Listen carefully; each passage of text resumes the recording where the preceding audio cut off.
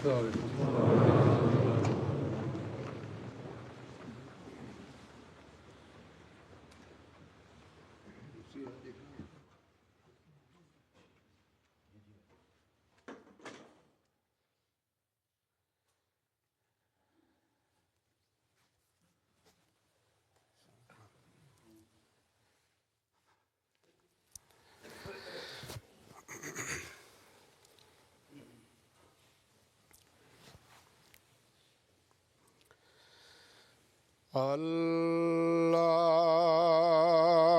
أكبر. الله أكبر.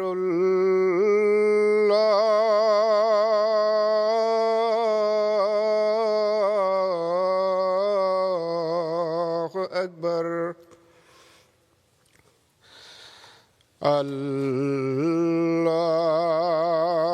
أكبر.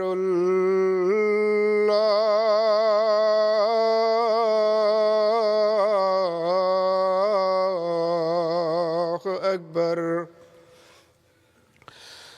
أشهد أن لا إله إلا الله. أشهد أن لا إله إلا الله. أشهد أن محمدًا رسول الله.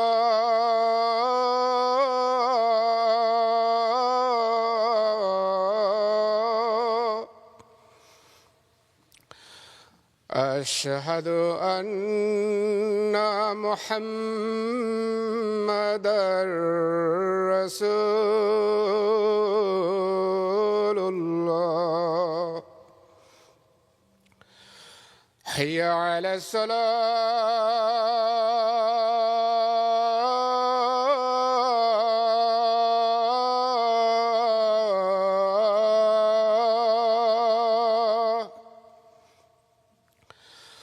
حي على الصلاة.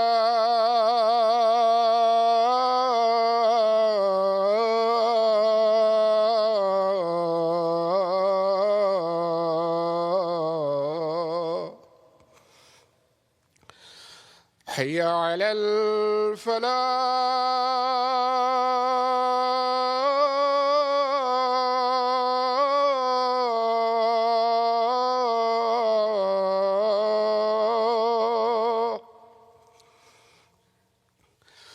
حي على الفلاح.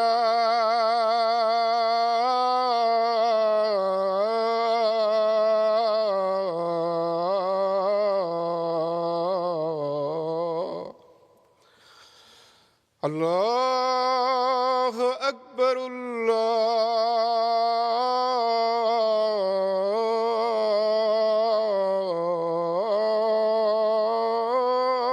الله أكبر. لا إله إلا الله.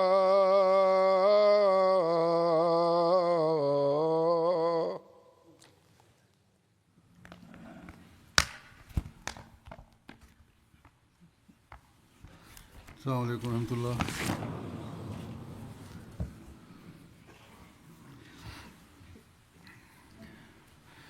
أشهد أن لا إله إلا الله وحده لا شريك له وأشهد أن محمدًا عبده ورسوله. أما بعد فأعوذ بالله من الشيطان الرجيم. بسم الله الرحمن الرحيم. الحمد لله رب العالمين. الرحمن الرحيم. مالك يوم الدين. إياك نعبد وإياك نستعين. اهدنا الصراط المستقيم. صراط الذين أنعمت عليهم غير المغضوب عليهم ولا الضالين. جیسا کہ اللہ تعالیٰ نے ہمیں فرمایا ہے کہ حضرت صلی اللہ علیہ وسلم ہمارے لیے اسوہ حسنہ ہے اور ہر معاملے میں اسوہ حسنہ. گزشتہ خطبات میں اسی ضمن میں آپ کی محبت الہی کا ذکر ہو رہا تھا. محبت الہی کے ذکر میں آپ کی عبادت کے معیار کا بھی ذکر ہوا. میرا خیال تھا کہ محبت الہی کے بعد اگلا مضمون آپ کی عبادت کا لوں گا، لیکن جب محبت الہی کا ذکر شروع ہوا تو عبادت کے بھی بہت سے واقعات اس میں آ گئے. باوجود چاہنے کے میں ان دو مضامین کو الگ نہیں کر سکتا، کیونکہ دونوں لازم و ملزوم ہیں. عبادت محبت الہی کے بغیر نہیں ہے اور محبت الہی عبادت کے بغیر نہیں. اگر اللہ تعالیٰ کی محبت نہ ہو تو حقیقی عبادت ہو ہی نہیں سکتی. بہرحال اس ضمن میں آج جو مزید بیان کروں گا اس کو گو میں نے عبادت کے حوالے سے لیا ہے، لیکن اس کی انتہا جیسا کہ میں نے گزشتہ خطبے میں بھی بیان کیا تھا اللہ تعالیٰ کی محبت پر جا کر ہی ہوتی ہے. اللہ تعالیٰ نے آپ کی اس معیار محبت کو قرآن کریم میں جس طرح بیان فرمایا ہے اس کی وضاحت گزشتہ خطبات میں ایک آیت کے حوالے سے کر چکا ہوں. اللہ تعالیٰ فرماتا ہے قل انا صلاتی و نسکی و محیای و مماتی للہ رب العالمین. کہ تو کہہ دے کہ میری عبادت اور میری قربانیاں اور میرا جینا اور میرا مرنا اللہ ہی کے لیے ہے جو تمام جہانوں کا رب ہے. جیسا کہ میں نے کہا اس آیت کی وضاحت تو گزشتہ خطبات میں ہو چکی ہے، اس لیے ضرورت نہیں دوبارہ اس کو بیان کرنے کی. اللہ تعالیٰ نے پھر آپ کو فتح بیونی یحببکم اللہ کا اعلان کرنے کا کہہ کر ہمیں بھی ان معیاروں کو حاصل کرنے کی ہدایت فرمائی. اللہ تعالیٰ فرماتا ہے کہ لوگوں کو بتا دے کہ اگر میری اتباع کرو گے تو اللہ تعالیٰ تم سے محبت کرے گا اور تم اللہ تعالیٰ کی محبت کو حاصل کر سکو گے. بس آپ کو یہ اعلان کرنے کا کہہ کر اللہ تعالیٰ نے ہمیں بھی ان معیاروں کو حاصل کرنے کی ہدایت فرمائی کہ حقیقی کوشش کرو اس کو حاصل کرنے کی. عبادت کے بارے میں قرآن کریم میں اللہ تعالیٰ نے آپ کے ذریعے سے ہمیں بے شمار احکامات دیے ہیں. یہ جگہ فرمایا وما خلقت الجن والانس الا لیعبدون، اور میں نے جنوں انس کو پیدا نہیں کیا مگر اس غرض سے کہ وہ میری عبادت کریں. بس واضح فرمایا کہ اگر تم میری پیروی کرنا چاہتے ہو تو سنو کہ جس طرح میں نے انسان کی پیدائش کے مقصد کا ادراک حاصل کیا تم بھی یہ حاصل کرو اور اس کا حق ادا کرنے کی کوشش کرو، تب ہی اپنے مقصد پیدائش کو پا سکو گے اور تب ہی اللہ تعالیٰ کی محبت کو حاصل کر سکو گے. پھر اللہ تعالیٰ نے عبادت کی طرف توجہ دلاتے ہوئے جگہ فرمایا یا ایھا الناس اعبدوا یا ایھا الناس اعبدوا ربکم الذی خلقکم والذین من قبلکم لعلکم تتقون. کہ اے لوگو تم اپنے رب کی عبادت کرو جس نے تمہیں پیدا کیا اور ان کو بھی یہ تم سے پہلے تھے تاکہ تم تقوی اختیار کرو.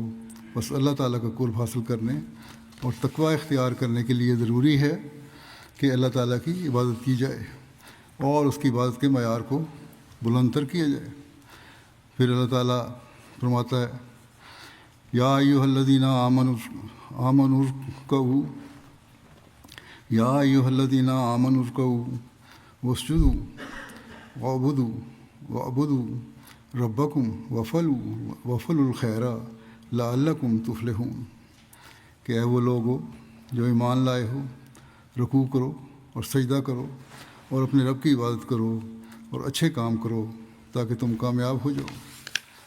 بس آپ صلی اللہ علیہ وسلم نے جب یہ احکامات ہمیں دیے تو اس کی انتہا بھی اپنے عمل سے کر کے دکھائی، اور پھر ہمیں توجہ دلائی کہ حقیقی اطاعت اور پیروی تو تبھی پوری ہوگی جب تم اس معیار پر اپنے آپ کو لانے کی کوشش کرو گے۔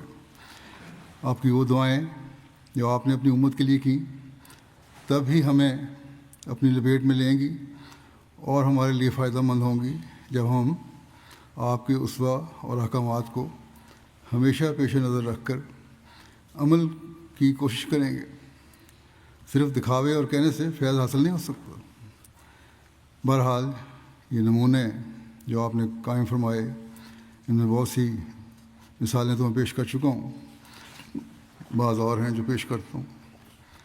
آپ اللہ تعالیٰ کی بات کا کوئی موقع ہاتھ سے جانے نہ دیتے تھے، بلکہ سوتے ہوئے عبادت ہوتی تھی، جیسا کہ آپ نے خود فرمایا ہے، میری آنکھ تو سوتی ہے لیکن میرا دل اللہ تعالیٰ کی یاد اور عبادت سے غافل نہیں ہوتا۔ آپ نے اپنے ماننے والوں کو بھی اس کی تلقین فرمائی کہ تمہارا معیار یہ ہونا چاہیے کہ اللہ تعالیٰ تمہیں ہمیشہ پیش نظر رہے۔ اپنی عبادت کے معاملے میں کس باریکی سے آپ اپنا محاسبہ کیا کرتے تھے، اس کے بارے میں ایک روایت میں آتا ہے۔ حضرت عائشہ رضی اللہ عنہا بیان کرتی ہیں کہ نبی صلی اللہ علیہ وسلم نے ایک ایسی چادر پہ نماز پڑھی جس میں نقش تھے۔ آپ نے اس کے نقشوں کو ایک نظر دیکھا، جب آپ فارغ ہوئے تو فرمایا میری اس چادر کو ابو جہم کے پاس لے جاؤ اور ابو جہم کی امبجانی لوئی یعنی بغیر نقش کے سادہ چادر لے آؤ، کیونکہ اس نے ابھی مجھے میری نماز سے بے توجہ کر دیا، یعنی ہلکی سی نظر بھی اس پر پڑی تو آپ کو یہ برداشت نہ ہوا کہ میں اس چادر کی طرف دیکھوں اور میری نظر اللہ تعالیٰ کی طرف سے پھر جائے۔ حضرت عائشہ رضی اللہ عنہا نے بیان کیا کہ نبی صلی اللہ علیہ وسلم فرمایا میں اس کے نقش دیکھتا تھا اور میں نماز میں تھا تو میں ڈرا کہ وہ مجھے آزمائش میں نہ ڈال دے۔ اس کی شرح میں سید جناب ولی اللہ شاہ صاحب نے لکھا ہے کہ اس باب کا مضمون یہ ہے کہ کپڑے سادہ ہوں، ان میں ایسی چمک دمک نہ ہو جو توجہ ہٹائے۔ ذہنی ارتقاء کے ساتھ انسان بالطبع سادگی کی طرف مائل ہوتا ہے۔ لکھتے ہیں کہ آج کل بھی ہم دیکھتے ہیں کہ سلیم الذوق لوگ کپڑے کے انتخاب میں سادہ رنگ کو ترجیح دیتے ہیں، لیکن بعض آج کل ایسے بھی ہیں جو اپنے کپڑوں کی طرف دیکھتے رہتے ہیں اور ان کی استری درست کرنے کی طرف توجہ ہوتی ہے۔ تو نماز میں تو پوری توجہ اس طرف ہونی چاہیے، نہ کہ کسی کپڑے کی طرف۔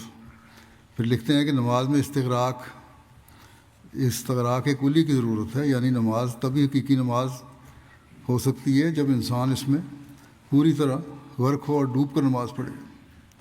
اس لیے شارع اسلام نے نمازی کے ماحول میں ہر ایسی چیز کے وجود کو ناپسند کیا ہے جو اس کی توجہ کو اپنی طرف کھینچے۔ اسے پتہ چلتا ہے کہ آپ کس توجہ سے اللہ تعالیٰ کی عبادت کرنا چاہتے تھے کہ ہلکی سی نظر بھی کسی ایسی چیز پر نہ پڑے جو اللہ تعالیٰ کی طرف سے توجہ ہٹانے والی ہو۔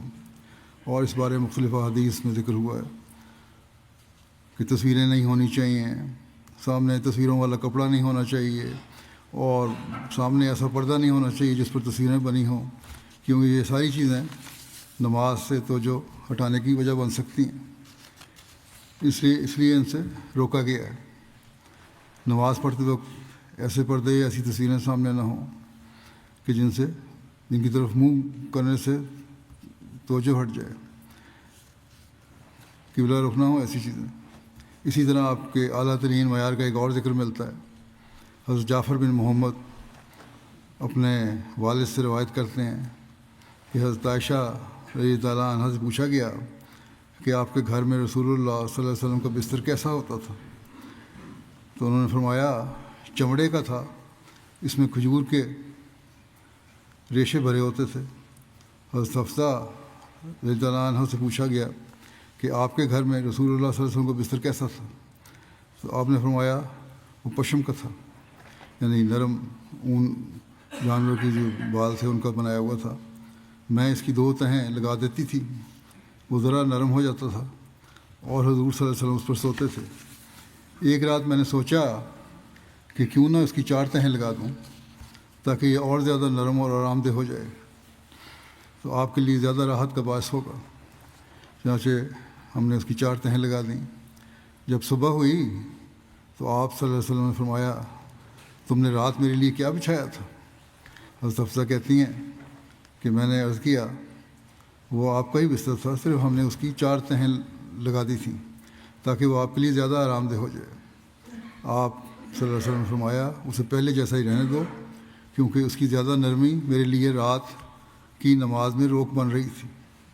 اگرچہ بستر کی نرمی آپ کی عبادت میں رکاوٹ نہیں بن سکتی تھی، لیکن پھر بھی آپ صلی اللہ علیہ وسلم کو یہ احساس بھی گوارا نہ ہوا کہ بستر نرم ہے تو تھوڑا سا لیٹ جاؤں اور اللہ تعالیٰ کی عبادت کے لیے نہ اٹھوں، اور اس میں مجھے نرمی نظر آئی ہے۔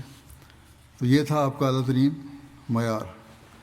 آپ کی عبادت کی حالت کا نقشہ ام المومنین حضرت سودا رضی اللہ تعالیٰ عنہا نے یوں بیان کیا ہے، فرماتی ہیں کہ میں نے ایک دفعہ نبی کریم صلی اللہ علیہ وسلم کے پیچھے نماز پڑھی اور آپ نے رکوع کیا، یہاں تک کہ میں نے آپ اپنی ناک پکڑ لی، یعنی اتنا لمبا رکوع تھا کہ مجھے خوف ہوا کہ کہیں ناک سے خون نہ بہنے لگ جائے۔ بہرحال یہ حالت اسی صورت میں ممکن ہے کہ جب ایسی محبت ہو کہ انسان کو محبوب کا در چھوڑنے کا دل نہ چاہے، جس پوسٹر میں بھی جائے، جس حالت میں بھی جائے، اسی میں ڈوب جائے۔ اسی طرح معیار عبادت کے بارے میں ایک اور روایت مترف اپنے والد سے بیان کرتے ہیں۔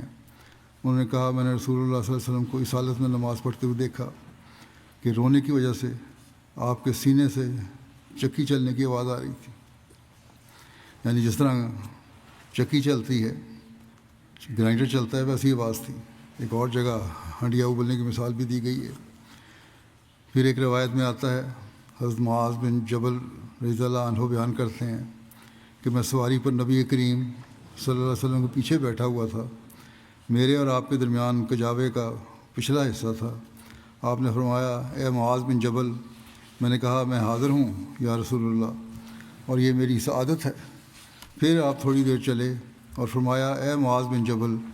میں نے پھر عرض کیا، لبیک یا رسول اللہ، یہ میری سعادت ہے۔ پھر آپ کچھ دیر چلے اور فرمایا، اے معاذ بن جبل۔ میں نے عرض کیا، لبیک یا رسول اللہ، یہ میری سعادت ہے۔ آپ نے فرمایا، کیا تم جانتے ہو کہ اللہ کا بندوں پر کیا حق ہے؟ میں نے کہا، اللہ اور اس کا رسول بہتر جانتے ہیں۔ تو آپ نے فرمایا، اللہ کا بندوں پر یہ حق ہے کہ وہ اس کی عبادت کریں اور کسی کو اس کا شریک نہ بنائیں۔ پھر آپ کچھ دیر چلے اور فرمایا، اے معاذ بن جبل۔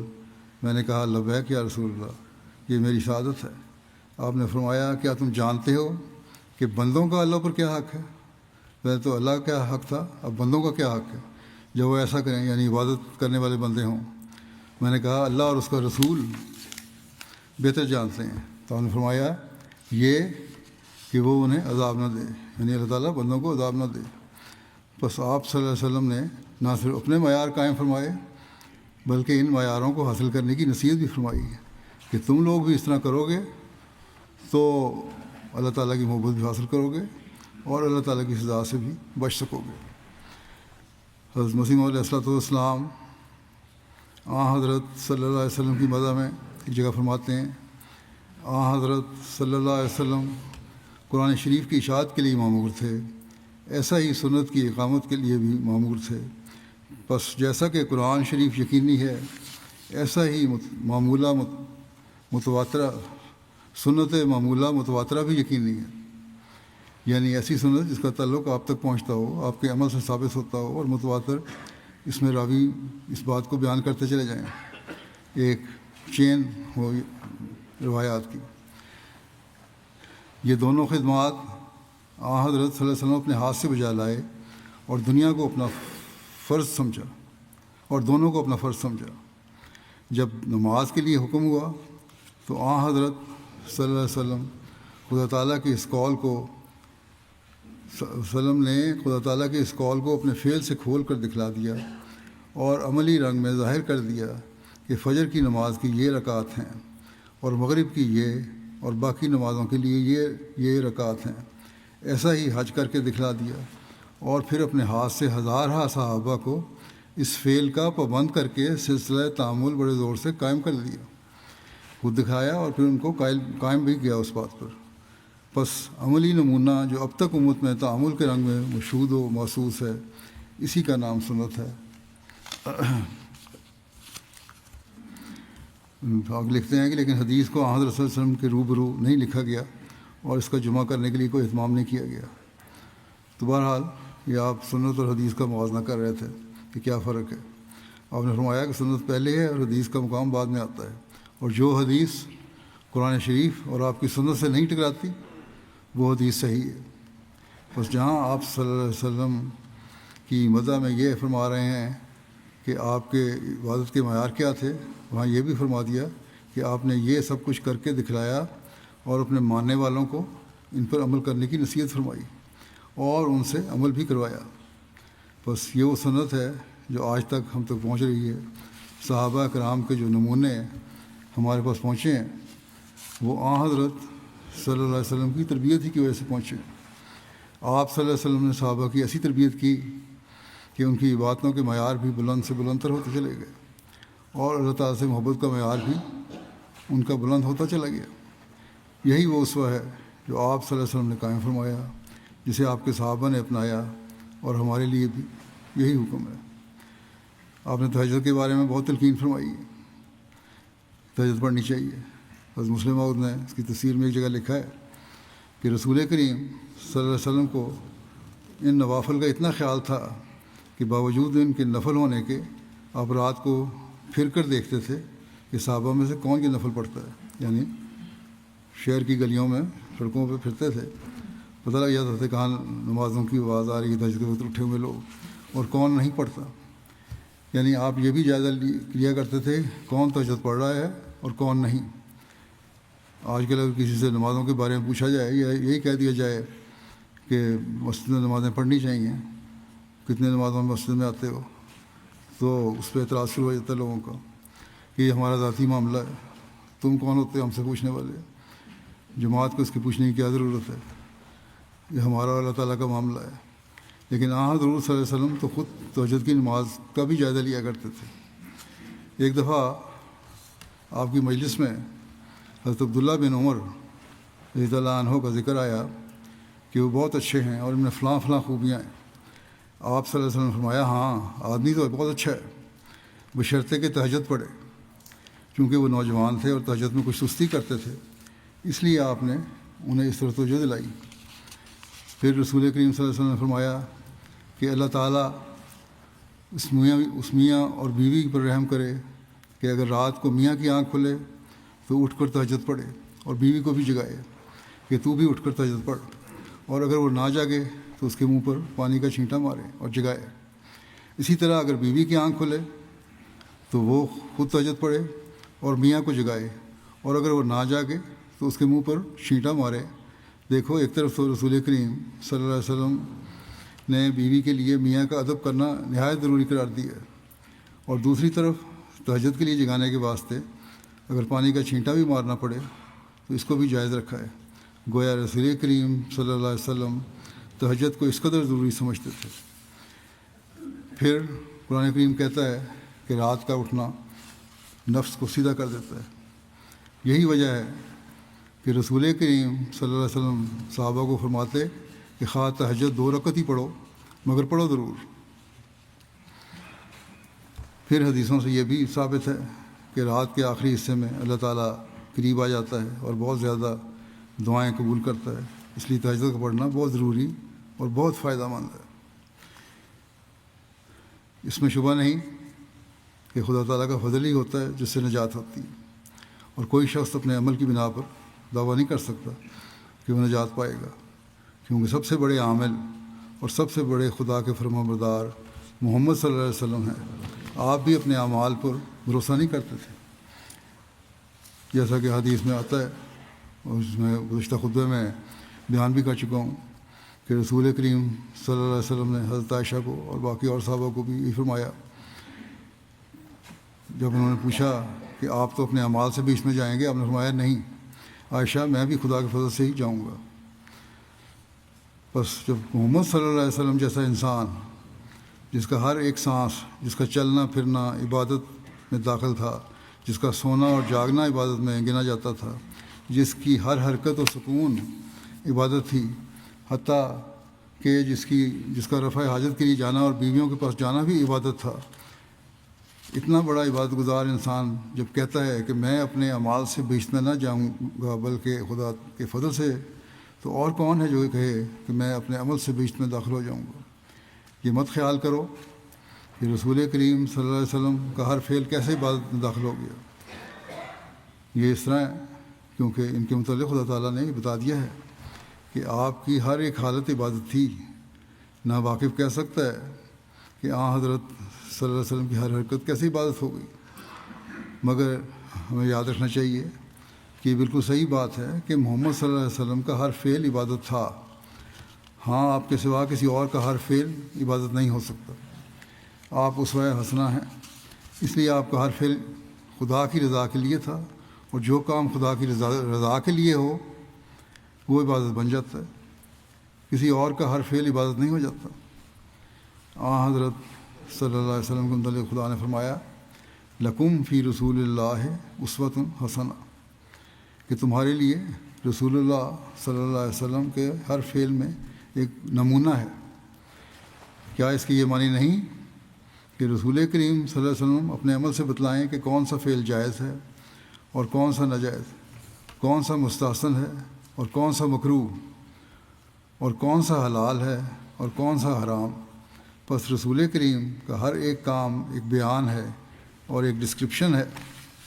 مثلا آپ کا نماز پڑھنا نہ صرف خدا کے ایک حکم کی تعمیل تھی بلکہ اعلان تھا کہ یہ فرائض ہیں، یہ سنتیں ہیں اور یہ نوافل ہیں جو فرائض کے علاوہ ہیں اور جن کا پڑھنا قرب الہی کے لیے ضروری ہے۔ آپ کا کھانا اعلان تھا کہ جو کچھ آپ کھاتے ہیں وہ حلال ہے، اور جن چیزوں کو آپ نہیں کھاتے وہ کھانے کے قابل نہیں۔ بس رسول کریم صلی اللہ علیہ وسلم کا ہر فعل چونکہ نمونہ بنایا گیا تھا لوگوں کے لیے، اس لیے آپ جن چیزوں کو جائز بتاتے تھے اور استعمال فرماتے تھے یہ عبادت تھی۔ اسی طرح جن سے منع فرماتے تھے اور استعمال نہ کرتے تھے یہ بھی عبادت میں شامل تھے۔ غرض آپ کا ہر فعل عبادت تھا کیونکہ خدا کے حکم کے ماتحت تھا۔ چنانچہ اس کی ایک مثال ہے کہ ایک شخص نے عصر کی نماز کا وقت دریافت کیا۔ ظاہر ہے کہ اول وقت پر نماز پڑھنا مستحسن ہے، مگر حضرت صلی اللہ علیہ وسلم نے اتنی دیر کی کہ وقت نہایت تنگ ہو گیا۔ آپ کا نماز میں یہ دیر کرنا بھی عبادت تھا۔ کیوں؟ اس لیے کہ آپ یہ سبق دے رہے تھے کہ اگر انسان کسی وجہ سے کسی وقت اول وقت میں نماز نہ پڑھ سکے تو اگر آخری وقت میں تک پڑھ لے تو بھی اس کی نماز ہو جائے گی۔ غرض فرائض میں اعلان تھا، واجبات میں اعلان تھا، نوافل و سنن میں اعلان تھا کہ یہ سب کچھ عبادت الہی ہے۔ اس حالت پر بھی آپ فرماتے ہیں کہ خدا کے فضل سے بہشت میں جائیں گے، یعنی آپ کو اللہ تعالیٰ نے کہہ دیا آپ کا ہر فعل عبادت ہے، لیکن پھر بھی آپ نے یہی فرمایا میں تو خدا کے فضل سے بہشت میں جاؤں گا۔ پھر ہم لوگ جن کے اعمال بہت تھوڑے ہیں کیسے کہہ سکتے ہیں کہ ہم اعمال سے بہشت میں چلے جائیں گے؟ اس سے ظاہر ہو گیا کہ فضل کیسی ضروری چیز ہے۔ اللہ کا فضل بہت ضروری چیز ہے، لیکن اللہ کا فضل بھی محض دعوے سے نہیں ہو سکتا۔ اس کے حصول کے لیے بھی کسی چیز کی ضرورت ہے، محض دعوی ایمان سے کچھ نہیں بنتا۔ اور وہ چیز کیا ہے؟ وہ ہے عمل، حضرت صلی اللہ علیہ وسلم کی سنت پر عمل، اور اس پر عمل کرنے کی کوشش، اپنی عبادت کے معیار کو بڑھانے کی کوشش، اللہ تعالیٰ کی محبت کو حاصل کرنے کی کوشش۔ تبھی جیسا کہ میں نے شروع میں بھی کہا تھا کہ عبادت محبت الہی کے بغیر نہیں اور محبت الہی عبادت کے بغیر نہیں ہے۔ رسول کریم صلی اللہ علیہ وسلم کی دعا کی کیفیت کیا ہوتی تھی؟ اس بارے میں بھی حضرت مسلم موعود نے ایک جگہ اپنی تفسیر میں لکھا ہے کہ کچھ جگہ میں اپنے الفاظ بھی بیان کر دوں گا، اور لیکن بہرحال اسی سے اخذ کیا گیا ہے کہ بہت ہیں جو دعا کرتے ہیں مگر ان کی آنکھیں، ان کا دل، ان کا دماغ، ان کا سینہ دعا کا معید نہیں ہوتا۔ دعا کر رہے ہوتے ہیں لیکن آنکھیں کہیں اور ہوتی ہیں، دل ان کا کہیں اور ہوتا ہے، دماغ کہیں اور پھر رہا ہوتا ہے، سینے میں وہ محبت نہیں ہوتی جو ہونی چاہیے خدا تعالیٰ کے لیے، اور وہ محبت نہیں ہے. اور پھر کیا نتیجہ نکلتا ہے؟ نتیجہ اس کا یہی نکلتا ہے کہ کیونکہ یہ چیزیں دعا کے ساتھ ساتھ نہیں چل رہی، اس کی تائید نہیں کر رہی، اس لیے وہ دعا تو پھر ایک ظاہری دعا ہی ہوتی ہے. اس کی آنکھیں پرنم نہیں ہوتی، ان کا دل پگھل نہیں رہا ہوتا. دعا کرتے ہوئے تو آنکھیں پرنم ہونی چاہیے، دل پگھلنا چاہیے، دماغ یکسو ہو کر خدا کی طرف متوجہ ہونا چاہیے. جب ان کا سینہ جوش سے ابل نہیں رہا ہوتا تو اس کا نتیجہ یہ ہوتا ہے کہ ان کی دعا اسی طرح ہوا میں اڑ جاتی ہے جس طرح گرد اڑ جاتی ہے. رسول کریم صلی اللہ علیہ وسلم سے زیادہ آزاد اور آپ سے بڑھ کر زیادہ حر کون ہوگا؟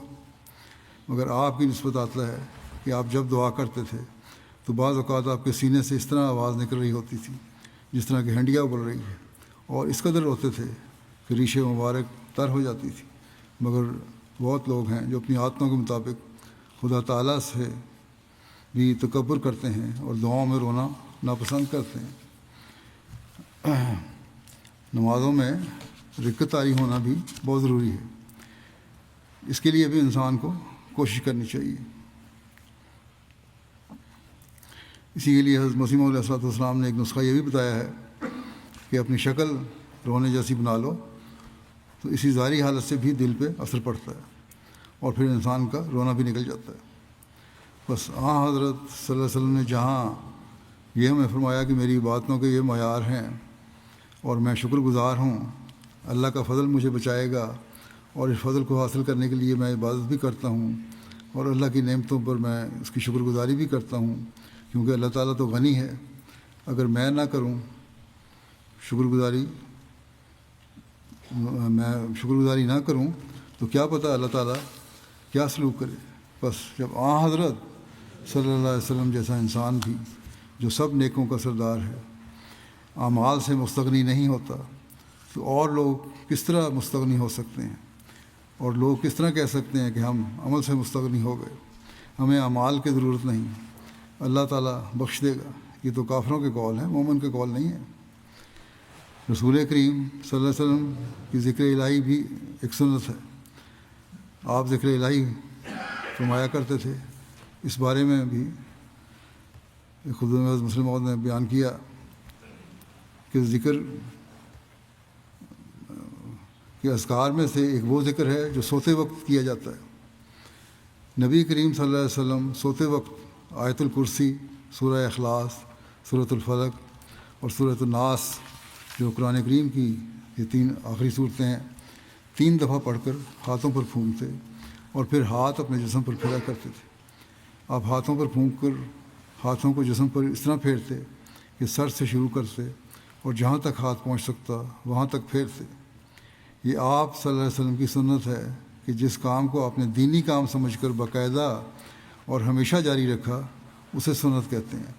چونکہ یہ ذکر بھی آپ ہمیشہ کیا کرتے تھے، یعنی یہ آیت الکرسی پڑھنا اور تینوں کل پڑھنا رات کو، اس لیے اس سنت کی پابندی بھی ہر مسلمان کو کرنی چاہیے، بلکہ اسے اپنی زندگی کا ضروری حصہ بنانا چاہیے.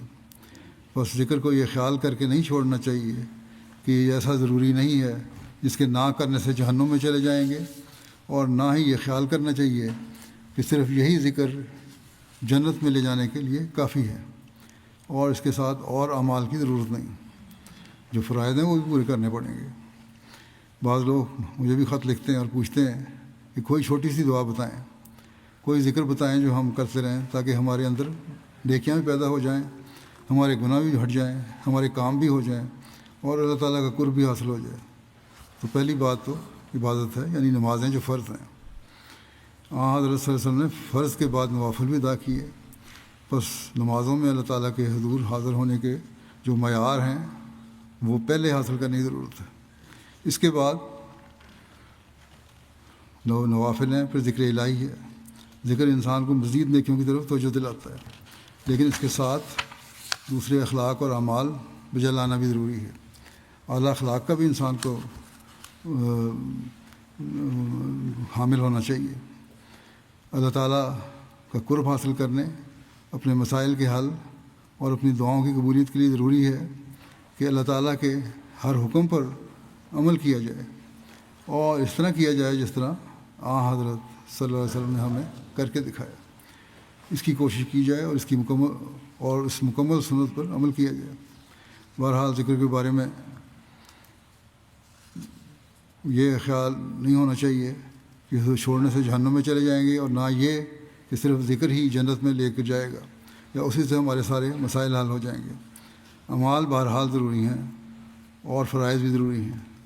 جب نبی کریم صلی اللہ علیہ وسلم جیسا انسان اپنی ترقیات کے لیے ان اذکار کا محتاج تھا تو ہم کیوں کر کہہ سکتے ہیں کہ ہمیں ایسے اذکار کی ضرورت نہیں. حضرت صلی اللہ علیہ وسلم کی سنت تھی کہ آپ ہمیشہ سوتے وقت آیت الکرسی اور تینوں کل 3 دفعہ پڑھتے تھے جیسا کہ بیان کیا گیا ہے، اور پھر ہاتھوں پر پھونک کر جسم پر پھیرا کرتے تھے. مسلم موعود نے بعض اور باتوں کی طرف بھی بڑی تفصیل سے توجہ دلائی ہوئی ہے.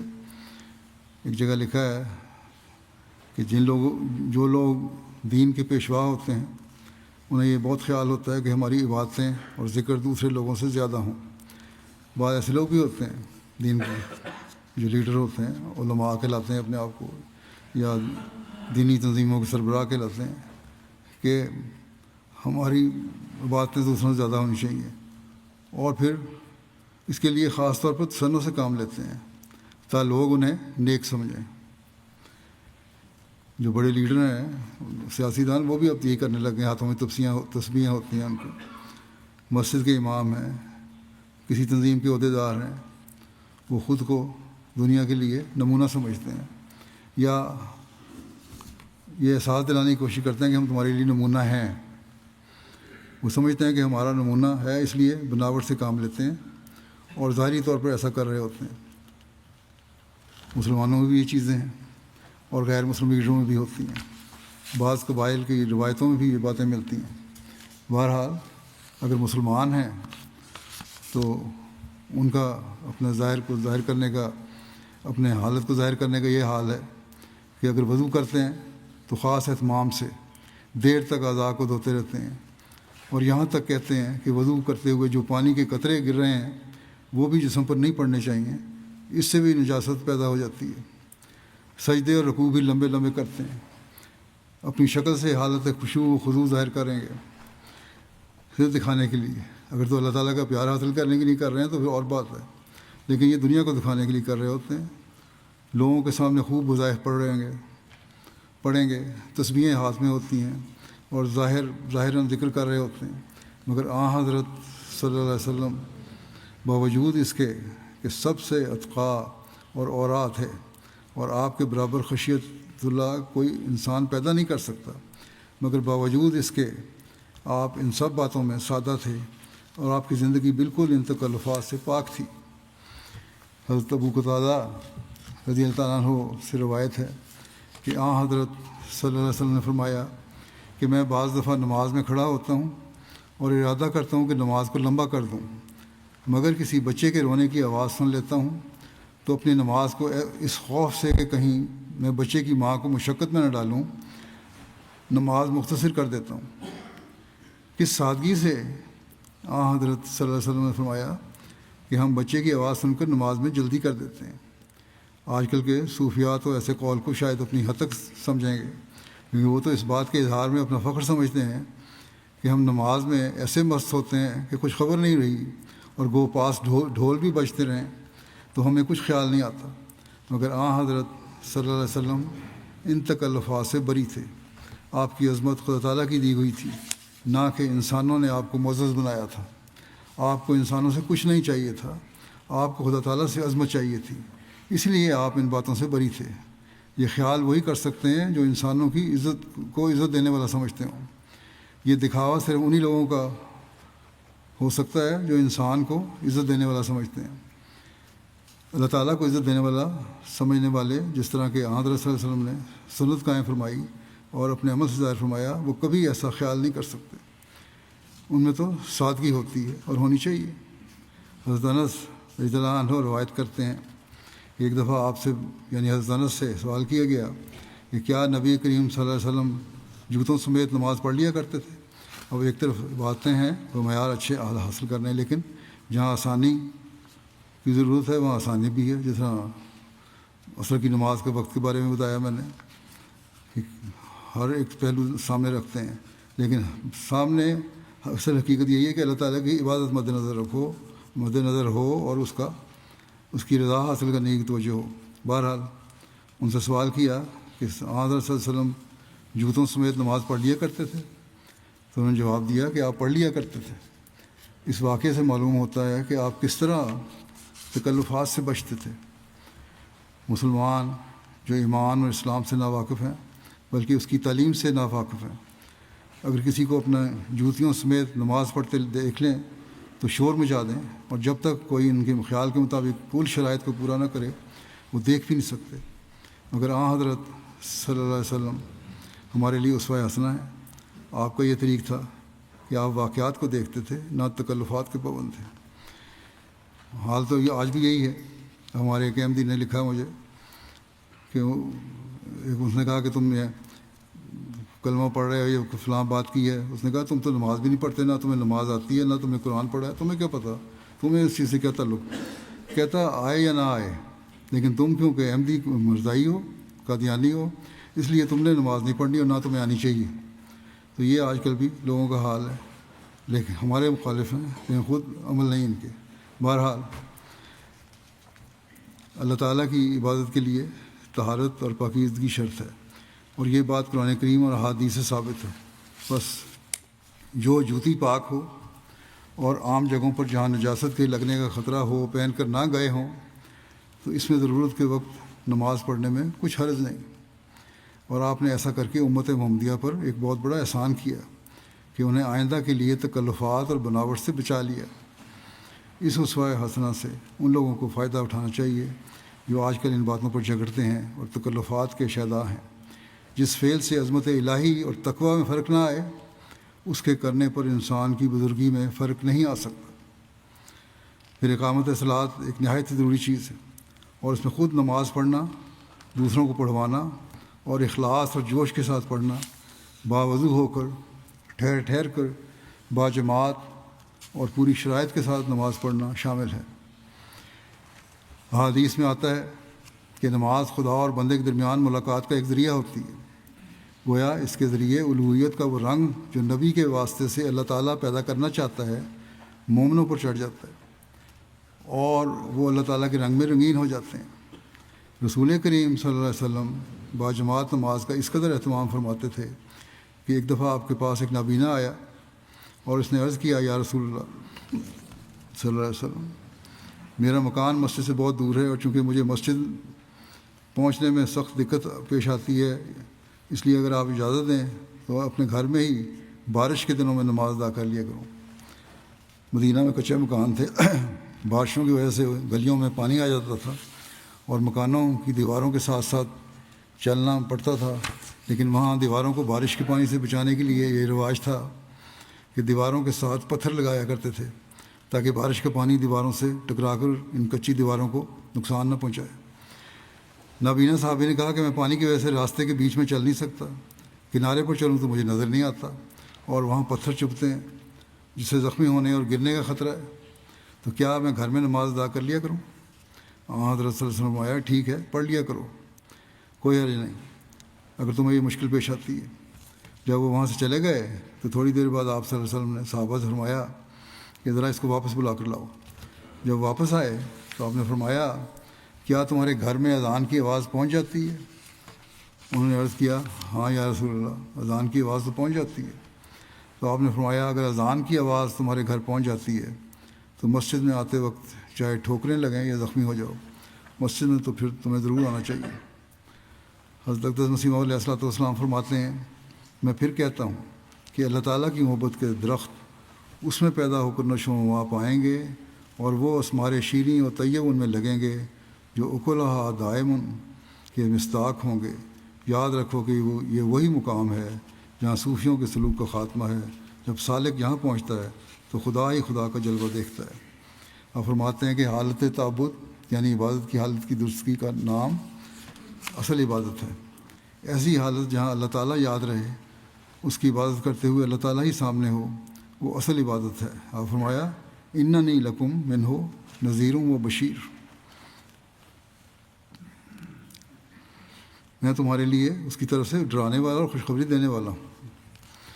حضرت مسیح موعود علیہ السلام فرماتے ہیں کہ چونکہ یہ تعبد تام یعنی مکمل طور پر جو اللہ تعالیٰ کی خالص ہو کر عبادت کرنے کا کام ہے، یہ بہت عظیم الشان کام ہے، اور انسان کسی اسوہ حسنہ اور کامل نمونے کے بغیر اسے نہیں کر سکتا، کسی قوت قدسی کے کامل اثر کے بغیر یہ نہیں ہو کر سکتا۔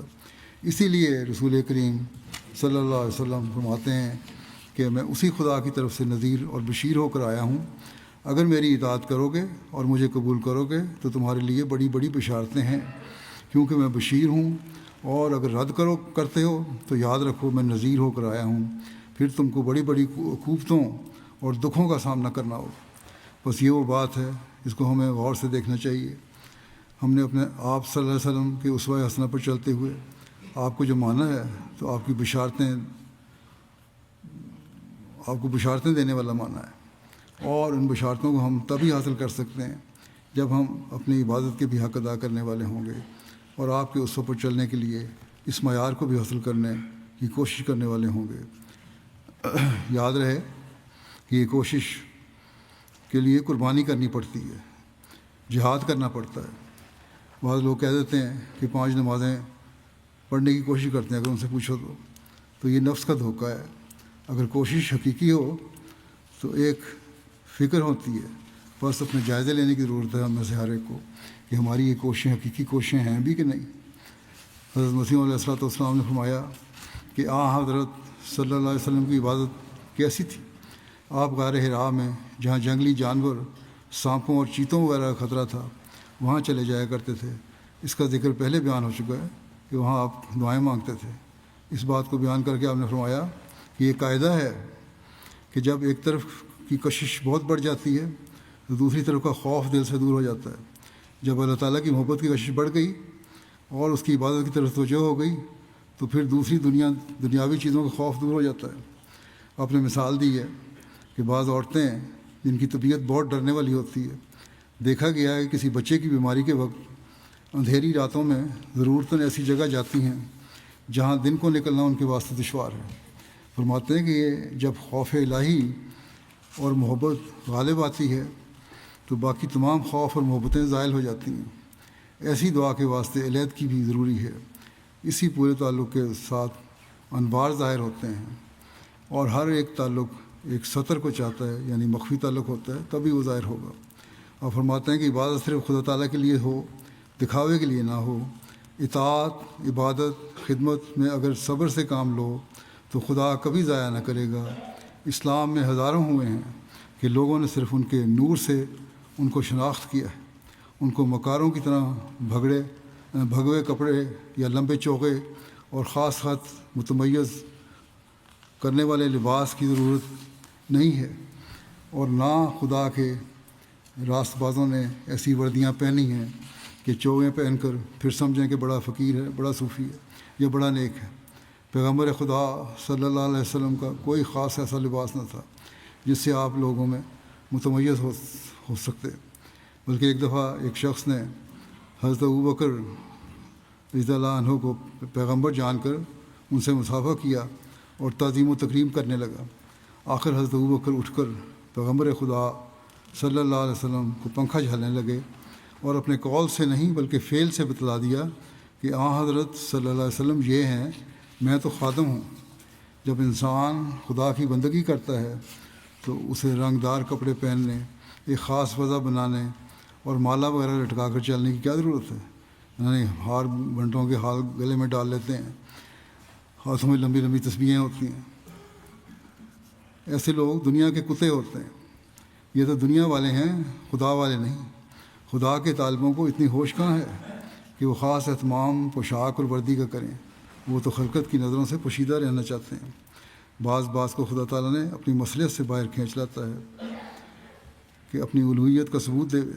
حضرت صلی اللہ علیہ وسلم کو ہرگز خواہش نہ تھی کہ لوگ آپ کو پیغمبر کہیں اور آپ کی اطاعت کریں، اور اسی لیے ایک غار میں جو قبر سے زیادہ تنگ تھی جا کر آپ عبادت کیا کرتے تھے، اور آپ کا ہرگز ارادہ نہ تھا کہ اس سے باہر آویں۔ آخر خدا تعالیٰ نے اپنی مصلحت سے آپ کو خود باہر نکالا اور آپ کے ذریعے سے دنیا پر اپنے نور کو ظاہر کر دیا۔ اللہ تعالیٰ ہمیں اس نور سے فیض پانے کی توفیق دے۔ اللہ تعالیٰ کی بات کے حق ادا کرنے کی توفیق پائیں ہم، اور آپ کے اسوہ حسنہ کو اختیار کرنے کی توفیق ہو، اور اللہ تعالیٰ ہمیں آپ کے اسوہ حسنہ پر چلنے کی اور حقیقی رنگ میں چلنے کی کوشش کی توفیق عطا فرمائے۔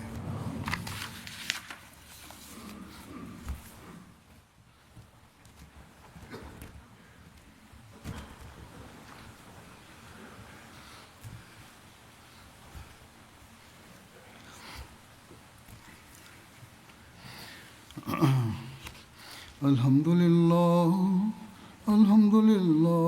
نحمده ونستعينه ونستغفره ونؤمن به ونتوكل عليه ونعوذ بالله من شرور أنفسنا ومن سيئات أعمالنا من يهده الله فلا مضل له ومن يضلل فلا هادي له ونشهد أن لا إله إلا الله ونشهد أن محمدا عبده ورسوله عباد الله رحمكم الله إن الله يأمر بالعدل والإحسان وإيتاء ذي القربى وينهى عن الفحشاء والمنكر والبغي يعظكم